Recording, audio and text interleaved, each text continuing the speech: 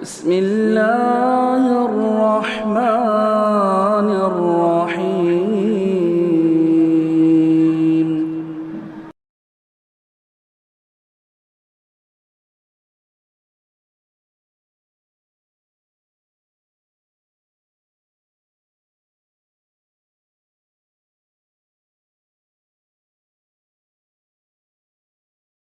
الحمدللہ رب العالمین والصلاة والسلام علی سید المرسلین وعلی آلہ وصحبہ اجمعین ومن تبعہم بإحسان الی یوم الدین. اعوذ باللہ من الشیطان الرجیم. بسم اللہ الرحمن الرحیم. ومن لم یحکم بما انزل اللہ فاولئک هم الکافرون. محترم حاضرین، گزشتہ روز کے درس میں ہم نے سورہ نساء کے آخری حصے اور سورہ مائدہ سے متعلق کچھ باتوں کا تذکرہ کیا تھا، اور یہ بات کہی تھی کہ سورہ مائدہ سے متعلق بہت ساری باتیں باقی ہیں جو انشاءاللہ کل یعنی آج کے درس میں ہوگی انشاءاللہ. سورۃ المائدہ کے تعلق سے ابتدائی کچھ باتیں ہوئی تھی. یہ رہ گئی تھی کہ اس سورت کا نام المائدہ کیوں ہے، کس مناسبت سے ہے. وہ آج آپ نے قیام اللیل میں قرآن کی آیتیں پڑھی کہ اللہ کے رسول حضرت عیسیٰ علیہ السلام سے ان کے حواریوں نے جب یہ کہا هل یستطیع ربک ان ینزل من السماء مائدۃ، کیا تمہارا رب اللہ تبارک و تعالیٰ پروردگار یہ کر سکتا ہے کہ آسمان سے ایک مائدہ نازل کر دے. مائدہ کا ترجمہ دسترخوان کرتے ہیں. ہمارے شیخ صلاح نے بھی احسن البیان کے حاشیے میں ذکر کیا کہ حقیقت میں اس کا معنی ایسا برتن، بڑا برتن یا سینی تھالی ہوتا ہے جس میں کھانے پڑوسے جائے. چنانچہ اسی لیے دسترخوان پر بھی کھانا چنا جاتا ہے، تو اس اعتبار سے اس کا ترجمہ دسترخوان کیا جاتا ہے. یہ حضرت عیسیٰ علیہ السلام کے حواریوں کی طرف سے مطالبہ ہوا تھا بطور اطمینان قلب کے، ایمان میں زیادتی کی خاطر. جیسے حضرت ابراہیم علیہ السلام نے اللہ سے یہ کہا تھا، مطالبہ کیا تھا رب ارنی کیف تحیی الموتیٰ، کہ پروردگار تو مجھے بتا کہ تو مردوں کو کس طرح زندہ کرتا ہے. اللہ نے پوچھا اولم تؤمن، کیا تجھے ایمان اور یقین نہیں ہے؟ تو حضرت ابراہیم علیہ السلام نے جواباً فرمایا کہ بلا ولکن لیطمئن قلبی، ہاں کیوں نہیں، ایمان تو ہے لیکن اطمینان قلب کے لیے. یعنی ایک آدمی کو جتنا علم حاصل ہوتا ہے اللہ رب العالمین کی قدرت اور اس کے کاموں کا جتنا ادراک ہوتا ہے اتنا اطمینان اور ایمان بڑھتا اور مضبوط ہوتا ہے. اس سے یہ بھی پتہ چلا سیدنا ابراہیم علیہ السلام جو ایمان کے اعلیٰ ترین مقام پر تھے، ان کا یہ معاملہ ہے تو ہمیں کتنی ضرورت ہے کہ ہم علم حاصل کریں، اللہ کی معرفت حاصل کریں. ٹھیک اسی طرح اللہ کے حضرت عیسیٰ علیہ السلام کے حواریوں نے بھی مطالبہ کیا، اور اسی میں اس مطالبے کے بعد جب حضرت عیسیٰ نے دعا کی، جیسا کہ آج آپ نے آیتوں میں سنا، دعا کی کہ اللہ آسمان سے ایک مائدہ، ایک خوان نازل کر دے جو ہمارے اول و آخر کے لیے عید اور ایک خاص دن کی حیثیت بن جائے.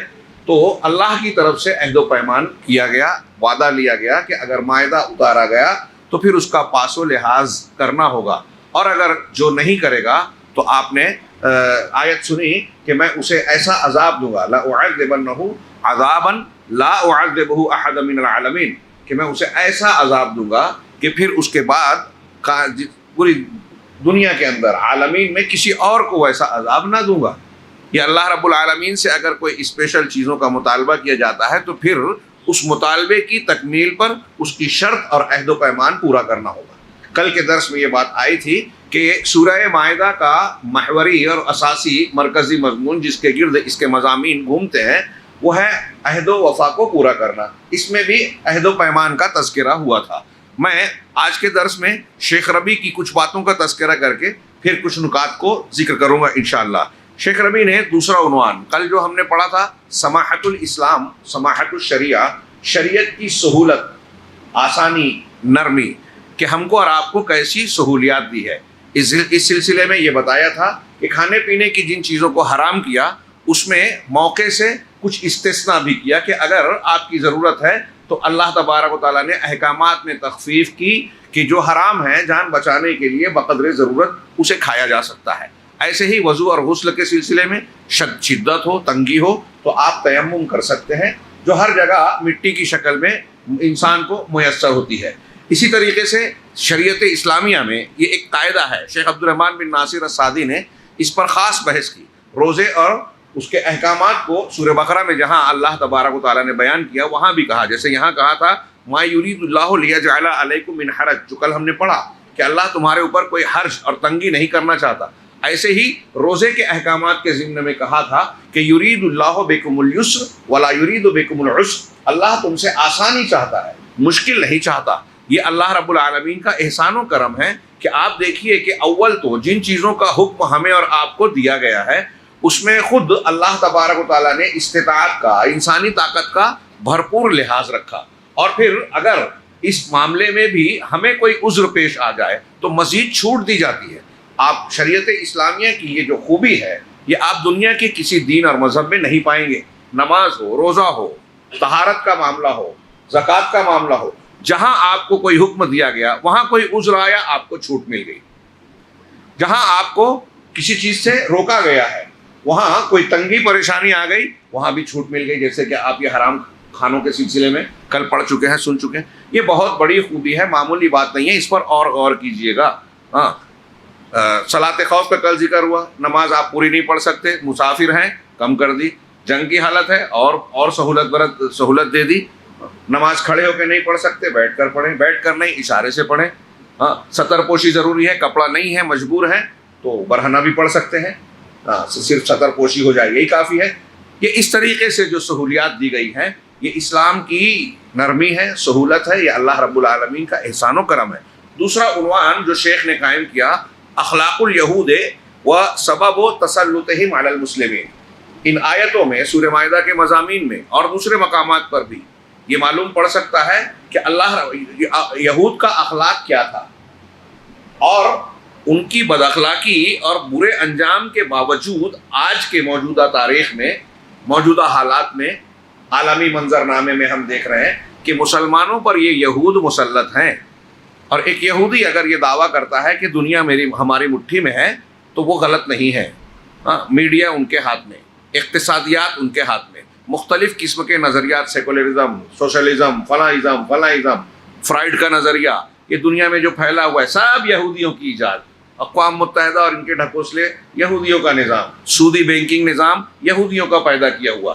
پورا میڈیا وہی جو وہ چاہتے ہیں خبر آتی ہے. ہاں، اچھوں کو برا، بروں کو اچھا بتانا، جھوٹ بول کے اس کو سچ بنا دینا، یہ یہودیوں کا سسٹم تو ان کی مٹھی میں ہے. یہ کہتے ہیں آج مسلمانوں پر ان کا تسلط ہے، اگرچہ وہ ذلیل ہے، عزت نہیں ہے ان کو حاصل. جو لوگ ان کا ساتھ دے رہے ہیں وہ بھی ان کو اچھا نہیں مانتے، ان کی اکثریت نہیں مانتی. خیر، یہ کسی اور وقت ضمناً شاید تفصیل آ جائے. تو اس کے یہود کی ریشہ دوانیوں، شرارتوں کے باوجود آج ہم پر مسلط ہیں. ایسا کیوں؟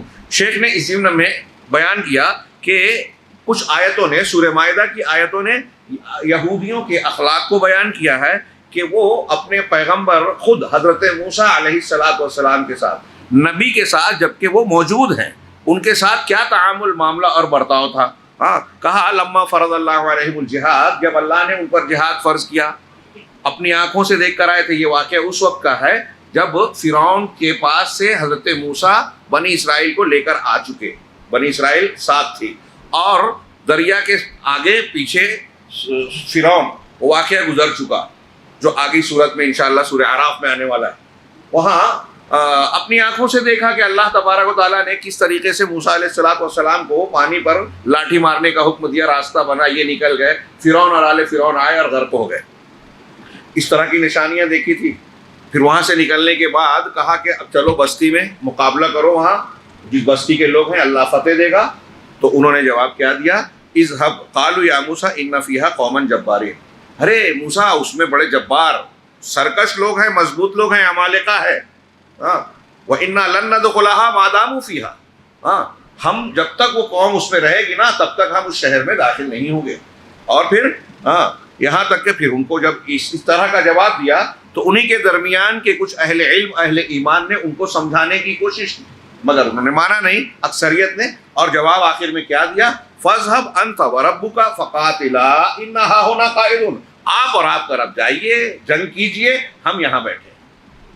جب فتح ہو جائے گی، شہر خالی ہو جائے گا، تب ہم داخل ہو جائیں گے. اور اسی شہر میں شکرانے کے ساتھ داخل ہونے کی بات کہی گئی تھی ان کو.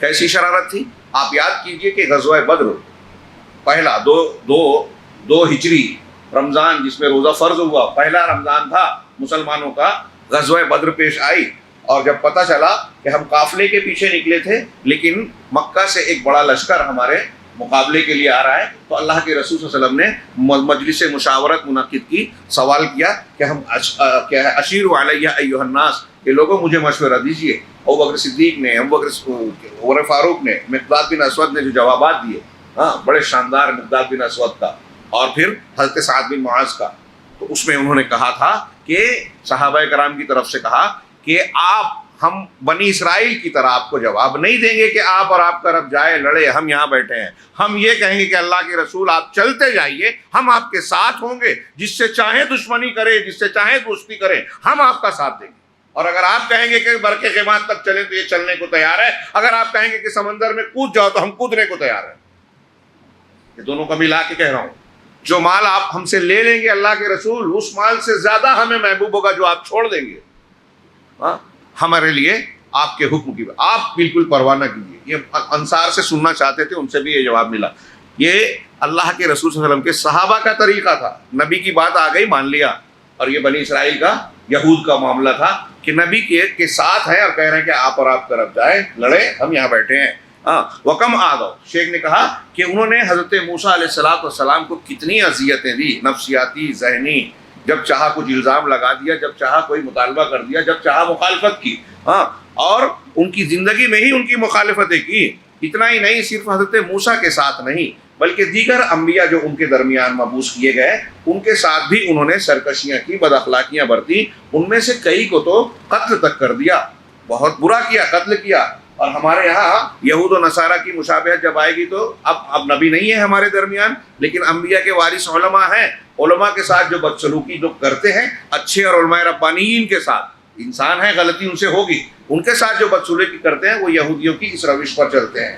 تو کہا کتنے ایسے ہیں جنہوں نے ان کو، کتنے نبیوں کو قتل کیا، اور ایسے لوگوں کو بھی قتل کیا جو لوگوں کو انصاف کا، اچھائی کا حکم دیتے تھے، دین پھیلاتے تھے۔ چنانچہ نتیجہ کیا ہوا ان کی اس روش اور ریشہ دوانی کا؟ اللہ رب العالمین نے انہیں ذلیل کر دیا۔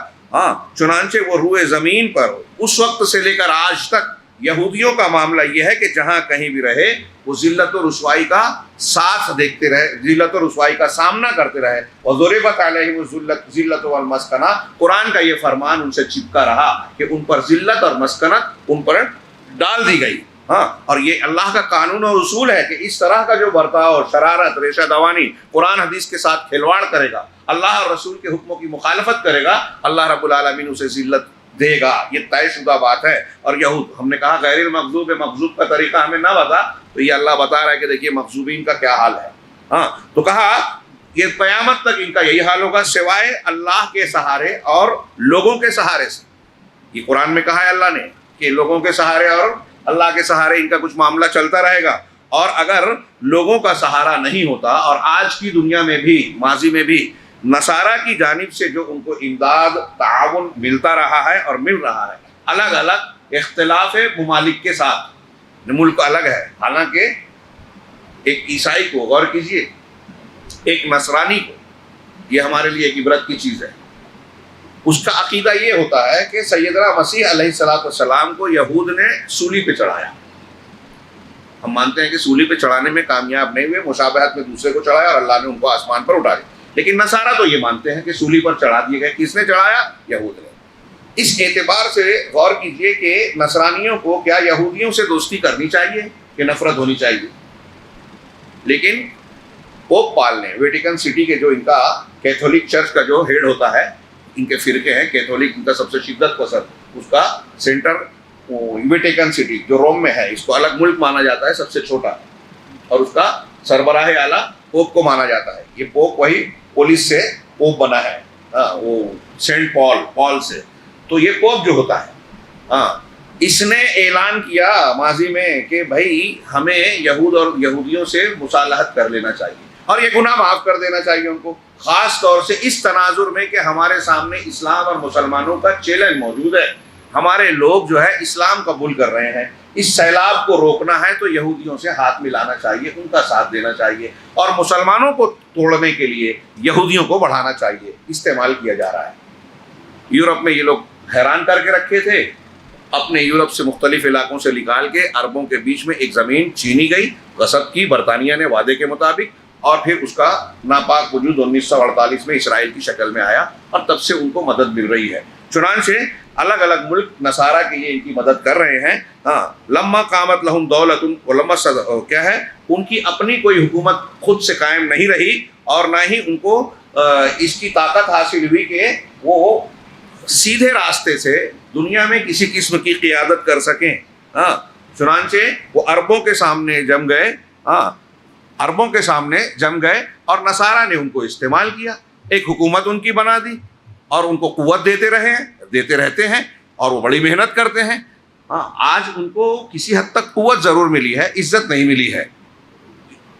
مسلمان تو مسلمان، نصارہ بھی ان کی عزت نہیں کرتے۔ چنانچہ جب مسلمان اپنے دین سے پھر گئے تو اللہ تبارک و تعالیٰ نے معاف کیجئے یہ کہا کہ یہ وہ لوگ جن کو آج اللہ رب العالمین نے ذلت دی، اور آپ ان کی پوری تاریخ پڑھ لیجئے۔ اسرائیل کے قائم ہونے سے پہلے بھی یورپ میں ان کو بہت ہی پریشانی کی، کئی ملکوں سے ان کو الٹیمیٹم دیا گیا کہ 48 گھنٹے میں ملک خالی کر دے۔ یورپ کے ملکوں میں کئی جگہوں پر ان کی شرارتیں تھیں، یہ خود اتنا پریشان کرتے تھے کہ حکومتیں ان سے، عیسائی حکومتیں حیران تھیں۔ پھر آخر میں یہ جو میں نے ذکر کیا، اسرائیل کا وجود ہوا۔ اللہ رب العالمین نے ان کو جب انہوں نے اپنے دین سے انحراف کیا، اس وقت سے مسلسل ذلت و خواری ان پر ڈالے رکھی، ان پر ذلت، ضربت علیہم الذلۃ والمسکنہ، یہ قیامت تک کے لیے چسپاں ہو گیا۔ لیکن اس کے باوجود اتنی ساری باتیں جو ہم پڑھ رہے ہیں، سن رہے ہیں، قرآن کی تعلیمات ہیں، یہ مغضوب علیہم کا طریقہ، جب مغضوب علیہم کی روش پر، ضالین کی روش پر مسلمان بھی چل پڑے تو قاعدہ یہاں الگ نہیں ہے۔ اللہ کے رسول صلی اللہ علیہ وسلم نے کہا تھا نا کہ تم اپنے سے پہلوں کے نقش قدم پر چلو گے، بالکل ہو بہو جو گناہ اور برائیاں قرآن حدیث میں دیکھیے ہم جو پڑھتے ہیں کہ ان کے یہاں پائی گئی، آج مسلمانوں میں کسی نہ کسی شکل میں پائی جاتی ہے۔ ابھی میں شاید بھول جاؤں بعد میں، آخر میں سورہ مائدہ کے آیت آپ نے سنی، اللہ تبارک و تعالیٰ قیامت کے دن حضرت عیسیٰ سے پوچھے گا اَأَنْتَ قُلْتَ لِلنَّاسِ اتَّخِذُونِي وَأُمِّي إِلَٰهَيْنِ مِن دُونِ اللَّهِ، کیا تم نے لوگوں سے یہ کہا تھا اے عیسیٰ مسیح، کیا تم نے یہ لوگوں سے کہا تھا کہ اللہ کو چھوڑ کر مجھے اور میری والدہ کو الہ بنا لینا؟ حضرت عیسیٰ فوراً اس کی معذرت کریں کہ ایسا کیسے ہو سکتا ہے؟ اگر میں نے کہا ہوتا وہ بھی تو جانتا، اور میں نے بات وہی کہی ہے جس کا تو نے حکم دیا ہے کہ میرا اور تمہارا پروردگار اللہ ہے، صرف اسی کی عبادت کرو۔ پڑھیے اب یہ تعلیم دیکھیے کہ عیسیٰ علیہ السلام نے خود کہا کہ توحید اختیار کرو، لیکن انہی کو لوگوں نے اللہ کا بیٹا بنا لیا، نعوذ باللہ، ہے نا۔ اب ایسے ہی ہمارے یہاں اسلامی تاریخ میں دیکھیے، نبی کریم صلی اللہ علیہ وسلم کی بنیادی تعلیم توحید ہے۔ آپ صحابہ کرام میں سے کوئی کہتا جو اللہ چاہے اور آپ چاہیں، آپ اسے بھی روک دیتے تھے۔ آپ خود صاف کہتے تھے کہ میں اس بات کو پسند نہیں کرتا کہ میرے مقام اور مرتبے کو جو اللہ نے دیا ہے اس سے تم مجھے اونچا اٹھاؤ۔ آپ نے بار بار کہا کہ اللہ کی لعنت ہے یہود و نصارہ پر، انہوں نے اپنے انبیاء کی قبروں کو مسجد بنا لیا۔ میں تم کو اس سے منع کرتا ہوں، میری قبر کو مسجد نہیں بنانا، سجدہ گاہ، عبادت گاہ نہیں بنانا۔ اب ان ارشادات کو سامنے رکھیے، حضرت عیسیٰ نے توحید کی تعلیم دی تھی، انہی کو پوجا شروع کر دیا، اللہ بنا دیا، نعوذ باللہ۔ اللہ کے نبی صلی اللہ علیہ وسلم نے کہا تھا کہ میں اللہ کا بندہ ہوں، اس کا رسول ہوں، میں بھی اللہ سے مانگتا ہوں، لیکن ہمارے یہاں لوگوں نے بنا دیا کہ نہیں، یہ اللہ کے رسول جو ہے اللہ کے نور سے نکلے ہیں، نور مجسم ہیں، وہی جو مستوی عرشتہ خدا بن کر اتر پڑا ہے مدینہ میں مصطفیٰ بن کر، اللہ کا بیٹا کہنے سے آگے بڑھ گئے ایسا لگتا ہے، نعوذ باللہ من ذالک۔ اللہ کا جز بنا دیا، عالم الغیب بنا دیا، علام الغیوب بنا دیا، ہر جگہ حاضر ناظر، اللہ کی خصوصیات دے دی۔ اللہ رب العالمین اور نبی کریم صلی اللہ علیہ وسلم نے اپنی انبیاء کی قبروں کو مسجد بنانے کو لعنتی کام کہا۔ یہاں آپ اپنے شہر میں دیکھیے، دوسرے شہروں میں دیکھیے کہ مسجدوں پہ قبر، قبروں پہ مسجدیں، ایک عام بات ہے ہمارے ملک میں، اور نبی اور مسلمان بھی ہیں، قرآن حدیث کو بھی مان رہے ہیں، اور انہی شخصیات کو بڑا مان رہے ہیں جنہوں نے یہ تعلیم دی کہ یہ نہیں کرنا ہے، انہی کو پوجنے لگے۔ اور یہ پوری دنیا میں آپ اکثر جگہ پہ پائیں گے۔ مولانا آزاد نے لکھا کہ گوتم بدھ جو ہے اس کے بارے میں بدھسٹوں میں اختلاف ہے، اور یہ کہا جاتا ہے کہ وہ الہ کو مانتا ہی نہیں تھا۔ کچھ لوگوں نے کہا پہلے نہیں مانتے تھے، مذاق اڑاتا تھا، جو گوتم بدھ مانتے نہیں تھے پہلے ان کا مذاق اڑاتے تھے جو الہ کو، معبود کو مانتے ہیں، لیکن بعد میں ماننے لگے۔ مولانا آزاد کہتے ہیں کہ میں سمجھتا ہوں کہ وہاں صفات کی بات تھی، کہ صفات کا انکار تھا، لیکن ضمناً وہ کہتے ہیں کہ گوتم بدھ کی تعلیمات میں یہ ملے گا کہ وہ بت پرستی اور کسی بت کی پوجا کرنے کے سخت خلاف تھے، لیکن ان کے مرنے کے بعد دنیا میں سب سے زیادہ کسی کی مورتی اگر بنائی گئی، مجسمہ بنایا گیا، تو گوتم بدھ ہے۔ حضرت عیسیٰ نے کہا توحید اختیار کرو، ان کو اللہ کا بیٹا بنا دیا۔ نبی کریم صلی اللہ علیہ وسلم جو حضرت عیسیٰ کے ساتھ عیسائیوں نے کیا، علماء احبار رہبان کی تقلید کر کے یہود نے کیا، عزیر کو اللہ کا بیٹا، وہ ساری چیزیں آج مسلمانوں میں پائی جا رہی ہیں کسی نہ کسی شکل میں۔ رونگٹے کھڑے کر دینے اور ہوشیار ہونے کی ضرورت ہے۔ یہ قرآن جو ہم سنتے ہیں اس کو سمجھنے کی بھی، تدبر کرنے کی بھی ضرورت ہے، ورنہ یہی ہوگا کہ تراویح میں لوگ قرآن سن رہے ہیں لیکن وہاں مسجد سے نکلنے کے بعد اسی قرآن کی مخالفت کر رہے ہیں۔ ہاں، اذان میں لا الہ الا اللہ کی گواہی کو دہراتے ہیں، جھنڈے پہ لا الہ الا اللہ لکھتے ہیں، اور نیچے اسی جھنڈے کے نیچے جو ہے قبر کو سجدہ کرتے ہیں، لا الہ الا اللہ کا مذاق اڑاتے ہیں، اس کا رد کرتے ہیں۔ ہاں، تو یہاں بھی مجھے بات یاد آئی کہ یہی روش آج مسلمانوں نے اختیار، شیخ نے اسی کی طرف اشارہ کیا کہ جب مسلمانوں نے بھی اپنے دین سے انحراف کیا، اپنے عقیدے سے ہٹ گئے، ہاں، اللہ کے احکام اور تشریعات سے منہ موڑنے لگے، روگردانی کرنے لگے، اور اللہ کی عبادت سے پھر گئے، تو اللہ تبارک اللہ کی عبادت سے پھر گئے۔ ہم عبادت کر رہے ہیں لیکن جو شرک کر رہا ہے نا، تو وہ عبادت کر کے بھی اللہ کی عبادت نہیں کر رہا ہے۔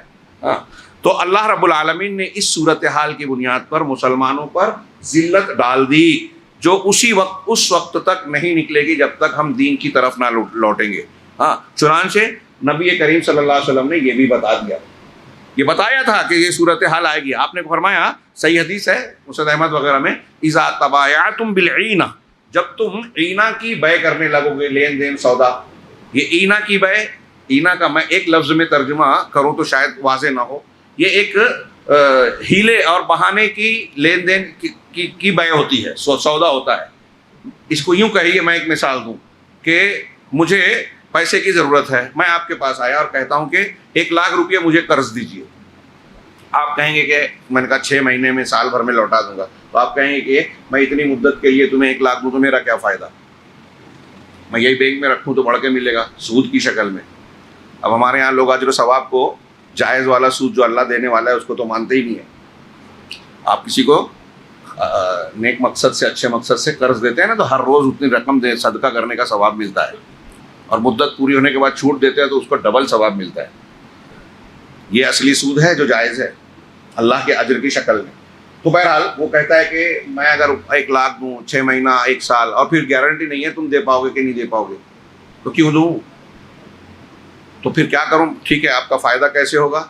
تو کہتے ہیں کہ اب میں پیسہ دے کے 1,00,000 دے کے 1,10,000 لوں گا تو یہ سود ہو جائے گا، تو اب اس کو جائز بنایا جائے، یہ حرام ہے، تو جائز کیسے ہوگا؟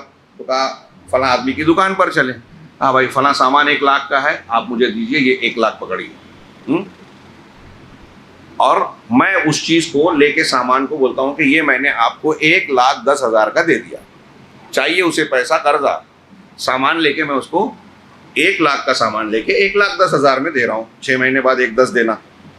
اب وہ آدمی لے تو لیتا ہے لیکن اس کو سامان کی ضرورت تو تھی نہیں، پیسہ چاہیے تھا۔ وہ دکاندار کو بولتا ہے کہ صاحب آپ نے 1,00,000 میں بیچا تھا نا، یہ 1,00,000 میں واپس لے لیجیے۔ کبھی کبھی دکاندار بھی بولتا ہے کہ یہ تم لوگوں نے ڈرامہ کیا، میرا کیا فائدہ، کہا چل 95 ہی دے دے، تو بھی 5 لے لے، وہ بھی سود کھاتا ہے۔ خیر، ایسا کرنا یعنی یہ ایک ہیلا جو ناجائز ہے اس کو جائز بنانے کی کوشش۔ ہر اسٹاک ایکسچینج میں میں اگر کہوں کہ اسٹاک ایکسچینج میں جو کیا بولتے ہیں شیئر کی بروکنگ اور وہ خرید و فروخت ہوتی ہے، وہ یہی ہے، بیچ میں کاغذ ہے، کوئی بزنس۔ ہم جب بحث کرتے ہیں مشارکت کی بات کرتے ہیں، ہمارے یہاں نئی وہ گروپس آتے ہیں، ہاں، اقتصادیات والی، فلاں گروپ اور فلاں گروپ، لوگوں کو مسلمانوں کا پیسہ ہٹتے ہیں، لوگ بیوقوف بنتے ہیں۔ تو وہاں کیا مقصود ہوتا ہے؟ شیئر خریدتا ہے آدمی، شیئر خرید کے یہ نہیں دیکھتا کہ سال بھر میں یہ کمپنی جو بزنس کر رہی ہے اس پہ کیا کمایا، کیا ہوا، اس کا گوشوارہ دیکھنے کے بعد، بینک بیلنس شیٹ دیکھنے کے بعد اس میں اپنا پرسنٹیج کتنا بنا وہ منافع لیں گے۔ آج ایک آدمی شیئر خریدتا ہے، 1 گھنٹے بعد سے سوچتا ہے اس کا بھاؤ بڑھے تو میں بیچ دوں گا، ایک سوئی نہیں بنی۔ آپ خریدتے ہیں، آپ بیچتے ہیں، گورنمنٹ کو اس پر ٹیکسز ملتے ہیں، جی ایس ٹی ملتا ہے، فلاں اور فلاں ملتا ہے، ایک سوئی نہیں بن رہی ہے، کروڑ کا ٹرن اوور ہو رہا ہے۔ یہ بیع عینہ ہی کی شکل اگر میں کہوں تو شاید غلط نہ ہوگا۔ اللہ تعالیٰ نے، اللہ کے رسول نے فرمایا جب تم عینہ کی بیع، یہ ایک ہی شکل نہیں ہے، اور بھی شکلیں ہیں۔ اب ہمارے یہاں حج بھی لوگ کرتے ہیں۔ میں مالیگاؤں میں ہمارے ایک آدمی نے سوال کیا، ایک آدمی آیا کہنے لگا کہ وہ ایک شیخ صاحب ہیں، وہ حج کے لیے جا رہے ہیں، انہوں نے ایک دوسرے سیٹ سے کہا کہ میری زمین ہے, آپ 5 لاکھ روپیہ مجھے دے دیجئے اور زمین کے کاغذات رکھ لیں, میں حج کرنے جا رہا ہوں, مجھے ضرورت ہے, فی الحال کیش نہیں ہے میرے پاس, میں جب واپس لوٹوں گا تو 2 مہینے کے بعد 6 لاکھ میں آپ سے وہ زمین لے لوں گا واپس. ٹھیک ہے, یہ بھی وہی شکل ہوئی کہ آپ حقیقت میں 5 لاکھ لے کر 6 لاکھ دے رہے ہیں, بیچ میں زمین کو ڈال کے اس کو ناجائز کو جائز سمجھ رہے ہیں. یہ بیع عینہ کی ایک شکل میں سمجھتا ہوں, واللہ اعلم. تو جب تم بیع عینہ کرنے لگو گے, یہ دنیا داری کی علامت ہے, دین کو کھلواڑ بنانا ہے, یہودیوں کا طریقہ ہے. ہاں, وَأَخَذْتُمْ أَذْنَابَ الْبَقَرِ, اور گائے کی دموں کو پکڑ لو گے, گائے کے پیچھے چلو گے, مویشی پالن اور یہ سب چیزیں جس میں جو اس وقت تھا ایک بہت بڑا ذریعہ تھا معیشت کا. اللہ کے رسول صلی اللہ علیہ وسلم نے اس کا ذکر کیا کہ گائے پالنے لگو گے, پولیٹری کرو گے اور اس میں لگے رہو گے. کہا وَرَضِيتُمْ بِالزَّرْعِ, اور کھیتی باڑی پر خوش رہو گے. مسجد, دین اور اللہ اور رسول کا حق کیا ہے, دین علم سیکھا جائے, اس سے ہٹ کے دنیا داری میں لگ گئے, کھیتی باڑی میں لگ گئے. وَتَرَكْتُمُ الْجِهَادَ, اور جہاد کو ترک کر دیے. یہ ہتھیار والا ہی نہیں ہے, ہاں دلیل والا بھی ہو سکتا ہے, قلم والا بھی ہو سکتا ہے, لوگوں کو برائیوں سے روکنے کے لیے جو آپ کہتے ہیں, اور میں کہتا ہوں یا کوئی کہتا ہے کہ آپ سود کھا رہے ہو یہ حرام ہے تو وہ ناراض ہو گیا, یہ بھی جہاد ہے. تو جہاد کو تم ترک کر دو گے. ہاں, سلط اللہ علیکم ذلًا لا ينزعوا حتى ترجعوا الى دینکم, تو اللہ تم پر ذلت کو مسلط کر دے گا, ہاں, اور اس ذلت کو نہیں ہٹائے گا یہاں تک کہ تم اپنے دین کی طرف لوٹ جاؤ. یہ مسند احمد نہیں بلکہ سنن ابو داؤد کی روایت ہے, حضرت ابن عمر رضی اللہ تعالیٰ عنہ سے مروی. یہ اللہ کے رسول صلی اللہ علیہ وسلم کا فرمان ہے. اب مسلمانوں نے کیا کیا ہے, ہمارے ہاں لوگ سوال کرتے ہیں, ہمیں رونا آتا ہے, فلسطین کے حالات کیا ہیں, وہ ہمیں بہت کھلے طور سے تباہی کی شکل میں دکھ رہے ہیں. حقیقت میں دنیا کے عالم اسلام میں بلکہ پوری دنیا میں دیکھیں, مسلمانوں کے مجموعی حالات ہر جگہ ایسے ہی ہیں جو رلا دیویں, پریشان کن ہیں, ذلت و خواری والے ہیں. جو چاہتا ہے ان کو استعمال کرتا ہے, دوسری طاقتیں ان کو جب چاہتے ہیں جان مال عزت آبرو اور ان کی عبادت گاہوں اور مقدسات سے کھیلتے ہیں. یہ کیوں ہیں؟ یہ اللہ کے رسول کی حدیث جو ابھی ہم نے سنی, اور یہود کے اخلاق اور ان کے اعمال کے نتیجے میں جو انجام ہوا وہ دیکھ لیجئے کہ ہمارے یہاں وہی سب کچھ ہے اور ہم بھی اسی انجام سے دوچار ہیں. لہذا شیخ نے کہا کہ اللہ واللہ لا رافع لحظ, شیخ دکتور ربی کا یہ جملہ دیکھیں کہ اللہ کی قسم اس ذلت کو کوئی ہٹا نہیں سکتا اس امت سے جس میں کہ آج ہم جی رہے ہیں.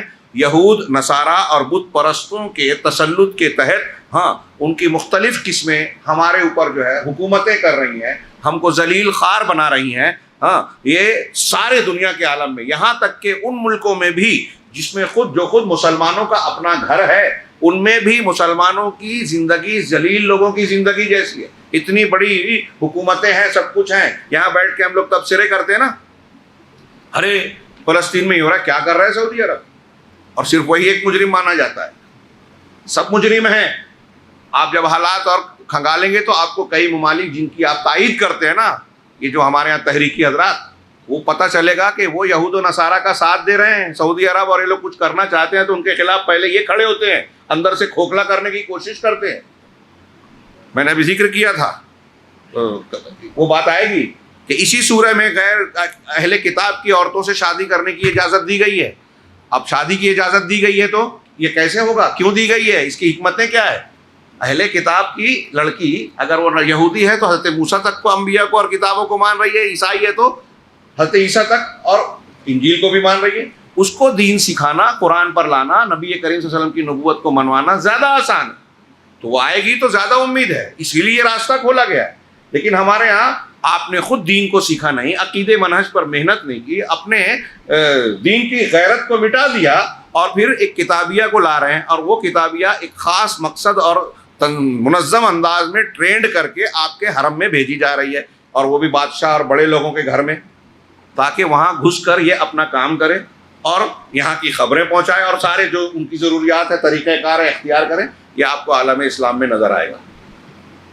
آپ اگر غور کریں, اردن, شام, نیروبی, کیا نام, برونئی اور دوسرے ممالک میں جو وہ کروڑہ پتی, ارب پتی جو عرب حکمراں ہیں, اکثر کی حرم میں آپ کو کوئی عیسائی, کوئی یہودی لیڈی ضرور ملے گی, سوائے سعودی عرب کے, شاید ہی ملے وہاں. سعودی عرب کا آدمی تو پیرس کی کسی گلی سے گزر جائے تو وہ اسلام خطرے میں آ جاتا ہے. یہ لوگ وہاں جا کے وہاں سے لڑکیاں لے آئے اور نہ جانے کیا کیا کریں، بات نہیں ہوتی. تو اس کے بھی اپنے آداب ہیں، اصول ضابطے ہیں، اس کا لحاظ رکھنا ضروری ہے. اور بنیادی طور سے یہ کب ہوگا؟ جب ہم دینی غیرت زندہ رکھیں گے. دینی غیرت کب زندہ رہے گی؟ جب عقیدہ توحید اور عقیدے پر محنت ہوگی، جس کو ہم نے غیر ضروری سمجھ رکھا ہے. تو شیخ نے کہا کہ یہ ساری جو مسلمان پورے عالم میں بلکہ اپنے گھروں میں جو ذلت کی زندگی گزار رہے ہیں، اللہ کی پناہ، یہ اسی وقت ختم ہوگی جب اس کا سیدھا سیدھا ایک ہی راستہ ہے کہ اللہ کے دین حق کی طرف لوٹیں. صرف دین نہیں، دین حق.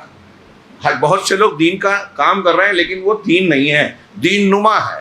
وہ اسلام کا صحیح ایڈیشن نہیں ہے، اسلام کا غلط ایڈیشن ہے، توحید والا نہیں ہے، دین کا مظاہرہ ہے. توحید اور اللہ کے نبی اور صحابہ کرام کے منہج والا دین نہیں ہے. لہٰذا دین حق کی طرف لوٹیں. عقیدے میں بھی، اخلاق میں بھی، عبادات میں بھی، معاملات میں بھی، سیاست میں بھی، اور زندگی کے سارے معاملات میں قرآن و حدیث کی صحیح تعلیم کو جب اختیار کریں گے تو یہ گارنٹی ہے، یقین کے ساتھ کہا جاتا ہے کہ مسلمانوں کی ذلت دور ہوگی اور دنیا میں مادی اور ظاہری طور پر کوئی کتنا بھی پاورفل ہو مسلمانوں کو ذلیل نہیں کر پائے گا. اللہ کی حفاظت ملے گی. یہ شیخ کا مضمون یہاں ختم ہوا. دوسرا عنوان جو انہوں نے آخری عنوان قائم کیا کہ تحکیم الشریعہ و بیان المعنی الصحیح للحاکمیہ، یہ عنوان ہے کہ شریعت کو حکم بنانا، فیصلہ کرنے والا، اس کو حاکم ماننا، اور اس بات کا بیان کہ حاکمیت الہی کا صحیح معنی کیا ہے. شیخ کہتے ہیں، ان کی بات کو میں نقل کر رہا ہوں، کہ اس سورے میں اللہ رب العالمین نے یہ بیان کیا کہ وَمَن لَّمْ يَحْكُم بِمَا أَنزَلَ اللَّهُ فَأُولَٰئِكَ هُمُ الْكَافِرُونَ. جو اللہ کے نازل کیے ہوئے حکم کے مطابق فیصلہ نہ کرے تو یہی لوگ کافر ہیں. اس کے 2-3 آیتوں کے بعد اسی سیاق و سباق میں آگے کہا کہ وَمَن لَّمْ يَحْكُم بِمَا أَنزَلَ اللَّهُ فَأُولَٰئِكَ هُمُ الظَّالِمُونَ. جو اللہ کے نازل شدہ احکام کے مطابق فیصلہ نہیں کرے گا، دین کو اپنی زندگی میں نافذ نہیں کرے گا، تو یہی لوگ ظالم ہیں. اور پھر ایسا ہی جملہ کہا گیا کہ جو ایسا نہیں کرے گا یہی لوگ فَأُولَٰئِكَ هُمُ الْفَاسِقُونَ، تو یہی لوگ فاسق ہیں. وَهَذَا أَمْرٌ خَطِيرٌ. شیخ کہہ رہے ہیں کہ یہ بہت ہی سنگین اور نازک معاملہ ہے. وہ کیا کہ اللہ کی کتاب، اللہ کے حکم سے اور اس کی شریعت کو حاکم بنانے سے آدمی اعراض کرے اور انسانوں اور جنوں کی بنائی ہوئی شریعت، ان کے دستور اور قوانین کو حکم بنائے. اللہ کے دین کو چھوڑ کے ہم دوسروں کے قوانین کو اختیار کریں، یہ چھوٹا موٹا معاملہ نہیں ہے، بہت بڑی جرت ہے. اور یہ شیخ نے کہا کہ اور یہ بات افسوس کے ساتھ کہنا پڑتی ہے کہ تقریباً تمام مسلم ممالک میں، مسلم ملکوں میں آپ کو نظر آئے گی مما ادا الی ظہور فتن و سفک دماء، جس کا نتیجہ یہ ہے کہ مسلم ملکوں میں بھی فتنوں کی یلغار ہے اور خوریزیاں ہیں، فتنہ و فساد عام ہے. آج میرے علم کے مطابق ایک آدھ ملک اور بھی اس طرح اعلان کر رہے ہیں، لیکن باقاعدہ طور پر قرآن و حدیث کو دستور کہنے والا ملک پورے روئے زمین پر صرف اور صرف سعودی عرب ہے. اور وہاں حیرت کی بات، لوگ اتنی برائیاں کرتے ہیں، لیکن غور کیجئے، کوئی میں بیجا تائید نہیں کر رہا ہوں، وہاں جو غلط ہے، تھیٹر کھلنا، یہ کرنا وہ کرنا، وہ غلط ہے، اس کو ہم غلط کو غلط کہیں گے. لیکن عقیدہ، منہج اور دین کا غلبہ آج بھی ہے. جو خوبیاں وہاں ہیں کسی دوسرے مسلم ملک میں نہیں ملے گی. قرآن و حدیث کو وہاں دستور کہا جاتا ہے، اور اس پر اس کی سزائیں، اس کے بہت سارے احکامات وہاں نافذ ہیں. میں یہ کہہ رہا تھا کہ سب سے اہم بات کہ وہاں آپ کو مسلمانوں میں شرک کے مظاہر، بدعت و خرافات کی چیزیں نظر نہیں آئیں گی. جو کریں گے چھپ چھپا کر کریں گے، ڈر کر کرتے ہیں، سامنے آ جاتے ہیں تو اس پر گرفت ہوتی ہے، روکا جاتا ہے. حجاج حاجی حج کے دوران اگر کچھ کرتے ہیں تو انہیں سمجھاتے ہیں، کیونکہ یہ ایک مخصوص معاملہ ہوتا ہے، وہاں کے شہری نہیں ہوتے. بدعت کر رہے ہیں تو ان کو کہتے ہیں یا حاجی ہذہ بدعہ، روکنے کی کوشش تو کی جاتی ہے. واحد ملک ہے یہ. باقی کہیں بھی آپ دیکھیں گے جن کو لوگ امیر المومنین اور مسلمین بنا کر پیش کرتے ہیں، طیب اردگان، فلاں ڈیما، آپ ان کے ملکوں میں شرک کے واضح نشانات پائیں گے. قبر پرستی، تصوف، سب سے بڑا سینٹر ہے وہ کیا نام ہے اس کا، ترکی کا ایک شہر ہے صوفیوں کا، کیا لستمپوخ، جی لستمپوخ سینٹر ہے، اور اس کی وہاں آبیاری ہوتی ہے، اور لوگوں کو پتہ نہیں ہے. جو ان کا ملک ہے جس کو امیر المومنین کہہ رہے ہیں، اس کا یہودیوں سے، فرانسیسیوں سے پیکٹ ہے. شام میں ہم کچھ بھی کر لیں آپ دخل اندازی نہیں کریں گے، وعدہ لے رکھا ہے. یہ چیزیں سامنے ایسی کئی چیزیں آ چکی ہیں. ہاں اس کے نمائندے اسرائیل کا دورہ کر چکے ہیں. اسرائیل کی مصدر ان کے اندرونی یہ آرڈر ہے کہ ہمارے لیے یہ جو کیا کہتے ہیں یورپی حلیف ہے، مطلب حلفاء ہیں، اس کا انگریزی نام ہے جو یورپی ممالک کا سینٹر ہے، اس میں اس کو ترکی کو شامل کیا گیا. کہا یہ ہمارے لیے سب سے زیادہ مددگار ہے، ہمارے مقاصد کو پورا کرنے کے لیے خفیہ طور سے سب سے زیادہ اندرونی مدد ترکی کرتا ہے، اس لیے اس کی حفاظت کی جائے. اور نجم الدین اربکان، ابھی ایک کتاب میں نے پڑھی، حیرت زدہ رہ گیا، اور میں جانتا ہوں کہ اسے میں بیان کروں گا بہت سے لوگوں کو ہضم نہیں ہوگا، یقین نہیں کریں گے. نجم الدین اربکان، جس کو ارطیب اردگان استاذ کہتا ہے، اس سے پہلے پیشرو تھا، اس نے لکھا ہے کہ یہ یہودیوں کا ایجنٹ ہے. اس نے لکھا ہے، آن ریکارڈ ہے. میرے پاس جو کتاب ہے اس وقت یاد نہیں ہے، میں بتا سکتا ہوں انشاءاللہ. تو یہ معاملہ یہاں تک ہے، اور ہم تو غفلت کی زندگی جیتے ہیں. ابھی آگے تھوڑا سا تذکرہ کیا شیخ نے کہ اسلام کی بات تو کرتے ہیں لیکن اسلام کو سمجھتے نہیں ہیں. اسلام کے نام پر ایسی چیزوں کو اختیار کرتے ہیں جو یہود و نصارہ کی دی ہوئی ہے. ہمارے ہاں جو اسلامی انقلاب لانے کی بات کرتے ہیں وہ جمہوریت اور خارجیت کے طریقے سے لاتے ہیں، یعنی یہود و نصارہ کے طریقے سے اسلامی حکومت قائم کریں گے. ہے نا تعجب کی بات، نبی کے طریقے سے نہیں کریں گے.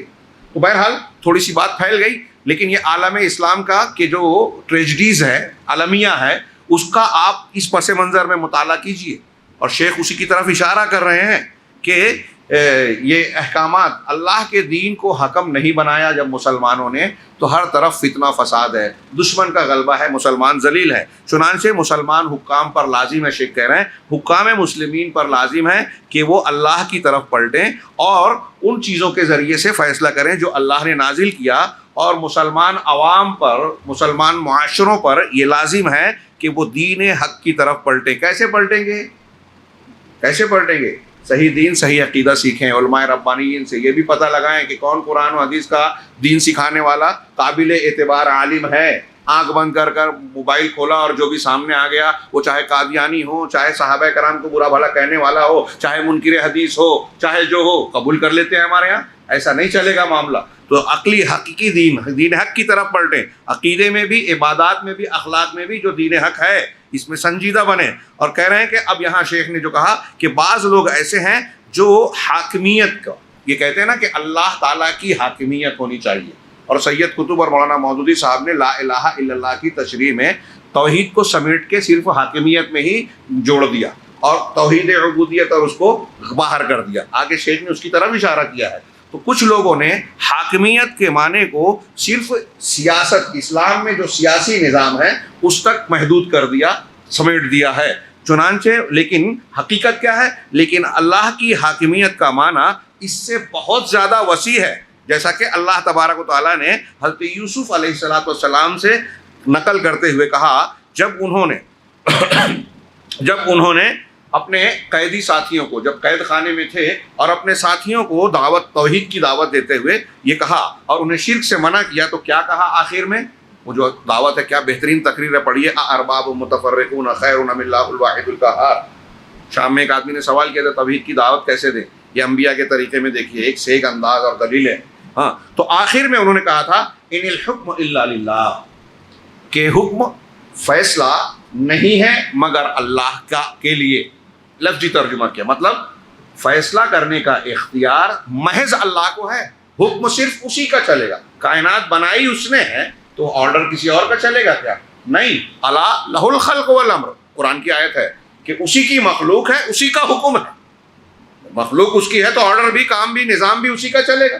سورج، چاند، ستارے، پیڑ پودے، آسمان، زمین، ساری کائنات انسان اور جن کے علاوہ اللہ کے مقرر کیے ہوئے قانون پر چل رہی ہے. صرف انسان اور جن ہیں جو شریعت کے قانون اور اللہ کے قانون سے کہیں کہیں ہٹ جاتے ہیں، ہٹ کے چلتے ہیں، کیونکہ یہ امتحان ہے ان کا.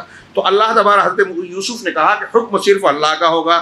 کیا ہے اللہ کا حکم؟ آگے کا جملہ حضرت یوسف کا. پوری جماعت اسلامی، پورے اخوانیوں کو یہ جملہ سمجھنے کی ضرورت ہے. موٹی موٹی کتاب لکھ دی، یہ نہیں سمجھا. حکم صرف اللہ کا ہے. اللہ کا حکم کیا ہے؟ ہمارا اللہ تعبدوا الا ایاہ. اللہ کا یہ حکم ہے کہ عبادت صرف اسی کی جائے، نہ عبادت ہو مگر اس کی. لفظی ترجمہ یعنی حاکمیت کے معنی میں پہلی چیز کیا ہے؟ اللہ کی طرف سے پہلی چیز یہ ہے کہ آپ اللہ کی عبادت کریں. اب آپ کہتے ہو کہ میلاد پڑھو کہ نہ پڑھو, فاتحہ پڑھو کہ نہ پڑھو, قبر پہ طواف کرو کہ نہ کرو, چادر چڑھاؤ کہ نہ چڑھو, نظر نیاز غیر اللہ کی کرو, رافضیت اختیار کرو, خارجیت اختیار کرو, ایک ہو جاؤ. یہ دین نہیں ہے, یہ حاکمیت الہی نہیں ہے. آپ کی صرف سیاست میں طاغوت کی حکومت نہیں چلے گی, یعنی گورنمنٹ میں آپ صرف اقتدار میں بیٹھ جائیں حکومت کرنے کے نام پہ, اور پھر قاعدہ کس کا مسجد میں دوسرے کا قانون چلتا رہے اللہ کے قانون کے مقابلے میں, بازار میں دوسروں کا قانون چلے, شرک ہوتا رہے. یا حاکمیت الہی ہے. دنیا کا کوئی ایک نبی بتائیے جس نے شرک اصغر کو برداشت کیا ہو. اکبر کی بات چھوڑی, نہیں برداشت کیا. اور شرک اگر قوم نے نہیں چھوڑا, توحید کو اختیار نہیں کیا, تو نماز, روزہ, حج, زکوٰۃ, حکومت کا کام کچھ نہیں بتایا. پہلی بنیاد یہ ہے. تو حاکمیت کی پہلی سیڑھی ہے, پہلا قدم یہ ہے کہ ہر اعتبار سے اللہ رب العالمین کا حق اللہ کو دیا جائے, وہ عبادات میں بھی ہو, قانون سازی میں بھی ہو. چنانچہ شیخ نے کہا کہ دکتور ربی کی عبارت ہے, ففی طلیعۃ احکام اللہ التزام العقیدۃ والتوحید والبعد عن الشرک. اللہ کے احکام کی شروعات میں پہلا قدم, آغاز جو ہوتا ہے, وہ سب سے پہلی چیز ہے عقیدہ, توحید اور شرک سے دوری. دین پر کے راستے پہ آپ چلنا شروع کر رہے ہیں تو پہلی چیز یہی ہے. تمام انبیاء کی دعوت, قرآن کی دعوت, اللہ کا دین یہی ہے. اور یہ آپ نے نہیں کیا تو آپ کی ساری چیزیں بکواس, بے اثر. کہا لذالک قال, اسی لیے اللہ رب العالمین نے قرآن میں ایک دوسرے مقام پر کہا, اللہ نے کئی احکامات بتائے. سورہ بنی اسرائیل میں 18 آیتیں یا 18 احکامات دیے, لیکن شروعات کہاں سے کی؟ وَقَضَىٰ رَبُّكَ أَلَّا تَعْبُدُوا إِلَّا إِيَّاهُ وَبِالْوَالِدَيْنِ إِحْسَانًا, کہ تمہارے پروردگار کا یہ فیصلہ ہے, آرڈر ہے, حکم ہے کہ تم اس کے سوا کسی کی عبادت نہ کرو, اور والدین کے ساتھ اس نے سلوک کرو. اور پھر آگے احکامات, دوسرے احکامات بعد میں آئیں گے. پہلا حکم یہ ہے کہ رب کی عبادت کی جائے, کسی اور کی نہ کی جائے. چنانچہ شیخ کہتے ہیں کہ جتنی بھی بنیادیں, اصول, مبادیات اور تشریعات, قوانین, احکامات ہوتے ہیں, وہ سب کے سب, جتنے بھی قوانین ہیں, وہ سب کے سب اللہ کی حاکمیت میں داخل ہیں. ہم نماز پڑھ رہے ہیں, ہم سجدہ اللہ کو ہی صرف کریں, یہ بھی اللہ کی حاکمیت کا حصہ ہے. آپ اس کو دین مانتے ہی نہیں, حاکمیت میں مانتے ہی نہیں ہیں.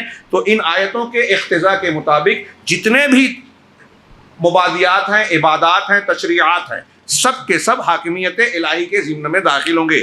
یہ صرف سیاسی پہلو تک خاص نہیں ہوگا. اچھی طرح دماغ میں بٹھائیے, ہمارے نوجوان جذباتی سمجھنے کو تیار نہیں ہیں. جس سے کہ سیاسی جماعتوں کا تعلق ہوتا ہے, صرف وہاں تک حاکمیت کا معاملہ نہیں ہے. وفی الوقت نفس ہی, اسی وقت میں جب یہ لوگ حاکمیت الہی کی بات کرتے ہیں کہ حکم صرف اللہ کا ماننا ہوگا, اور دنیا کی حکومتیں دوسرے قوانین کو بھی مان رہی ہیں, اس بنیاد پر سید قطب صاحب نے ایک جگہ نہیں, فی ظلال القرآن میں اور ان کی دوسری کتابوں میں کئی جگہ الگ الگ انداز میں لکھا ہے کہ آج پوری دنیا میں جو لوگ اپنے آپ کو مسلمان کہہ رہے ہیں, سب اسلام سے خارج ہیں, سب کافر ہیں.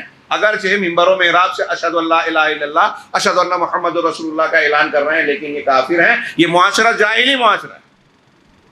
ایک شاگرد نے آ کے پوچھا, یہ میں نے کئی مرتبہ بیان کیا ہے, شیخ اشماوی کو پوچھا کہ سید قطب یہ کہتے ہیں, تو اب یہ جو مسلمان کہلاتے ہیں, اپنے آپ کو بولتے ہیں, ان کا ذبیحہ کھانا کہ نہیں کھانا؟ کہا چلو انہی سے پوچھ لو. ان سے پوچھا تو کہا ٹھیک ہے, اہل کتاب کے مقام پہ رکھ کے ان کا ذبیحہ کھا لو.